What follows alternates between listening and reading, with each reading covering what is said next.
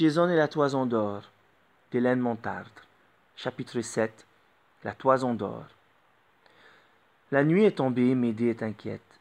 Elle sait que son père ne va pas tarder à comprendre que si Jason a réussi, c'est parce que quelqu'un l'a aidé. Et ce quelqu'un ne peut être qu'une personne douée de magie, sa propre fille. Elle doit fuir. Ils doivent tous fuir. Dans l'obscurité, elle court vers l'Argo. Sur le bateau, les Argonautes savourent la victoire d'un bon repas, quand Médée se dresse soudain au milieu d'eux. Tous se taisent. « Tu te souviens de ta promesse ?» dit-elle à Jason. « Oui, et je la tiendrai, assure-t-il. Alors partons sans attendre. Demain il sera trop tard. »« La toison, commence Jason. »« Je sais, coupe Médée. Suis-moi. » Elle saisit la main de Jason et leur corps à tous deux tremble à ce simple contact. Elle entraîne le jeune homme hors de la ville vers un bois. D'horribles sifflements s'élèvent dans l'obscurité. Le dragon qui garde la toison d'or. Jason l'avait oublié. Va-t-il devoir se battre à nouveau? Non. Médée entame une douce chanson et Jason sent ses forces l'abandonner. Que lui arrive-t-il? Il voudrait s'asseoir là, écouter Médée jusqu'à la fin des temps. Le dragon doit être dans le même état car les sifflements cessent et Jason l'entend s'affaisser sur le sol. Médée secoue Jason. À toi d'agir. Jason sent ses forces revenir. L'œil aux aguets, l'esprit clair, il avance sous les arbres. La lune paraît, éclaire une somptueuse toison accrochée à une branche. Jason cligne des yeux, ébloui. Il tend le bras, n'ose toucher ce qu'il convoite depuis si longtemps. Il se reprend enfin, lève l'autre bras et, avec une infinie délicatesse, décroche la toison. Puis il la roule sur elle-même, dissimulant ainsi son éclat. Il se tourne vers Médée.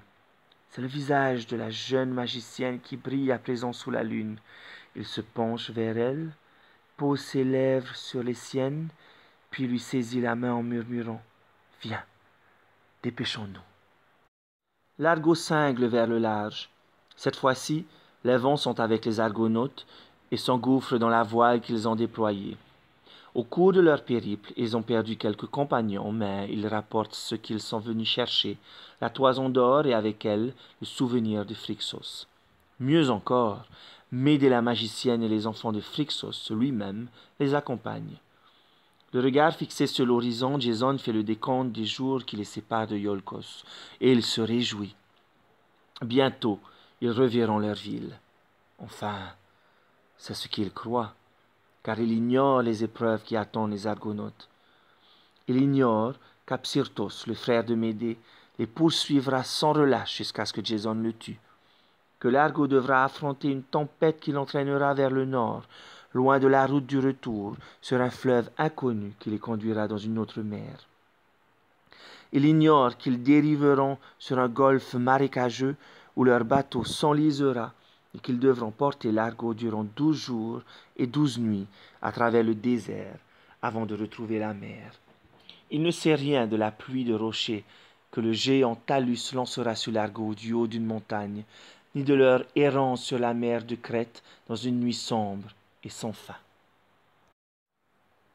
Un jour enfin. « Iolcos !» crie l'un des Argonautes. Jason est debout à l'avant du bateau. Médée est à ses côtés et ils se tiennent la main. Voilà si longtemps que les Argonautes sont partis. Est-ce que le roi Pélias et les habitants de Iolcos attendent encore leur retour? Un petit sourire danse sur les lèvres de Jason. La toison d'or est roulée à l'abri dans un coffre au fond de l'Argo. Ses compagnons et lui vont être reçus en héros. Des banquets seront organisés au cours desquels ils conteront leur voyage et décriront les merveilles de Colchide. Puis les Argonautes se sépareront et chacun repartira vers de nouvelles aventures. Quant à lui, Jason, il obtiendra enfin ce qu'il est venu chercher un matin de printemps, chaussé d'une seule sandale, sa ville et son trône.